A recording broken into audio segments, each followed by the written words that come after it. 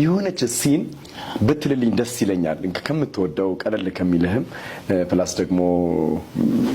ስትሎም ሁሉ ጊዜ ላንተ ውስጥ ላይ የሆነ ነገር የሚፈጥርልህ ፓርት ሊኖር ስለሚችል ማለት እናንተ አሁን የምትራቡ ብፁዓን ናችሁ ትጠግባላችሁና እናንተ አሁን የምታለቅሱ ብፁዓን ናችሁ ትስቃላችሁና ሰዎች ስለ ሰው ልጅ ሲጠሏችሁ ሲለዩአችሁ ሲነቅፏችሁ ስማችሁንም እንደ ክፉ ሲያወጡ ብፁዓን ናችሁ ሰዎች ስለ ሰው ልጅ ሲጠሏችሁ ሲለዩአችሁ ሲነቅፏችሁ ስማችሁንም እንደ ክፉ ሲያወጡ ብፁዓን ናችሁ እነሆ ዋጋችሁ በሰማይ ታላቅ ነውና በዚያን ቀን ደስ ይበላችሁ ዝለሉ አባቶቻቸው ነቢያትን እንዲህ ያደርጉባቸው ነበርና እንግዲህ ይህን ድምጽ የማያስታውስ ትዝ የማይለው የወንጌል አማኝ አለ ብዬ አላስብም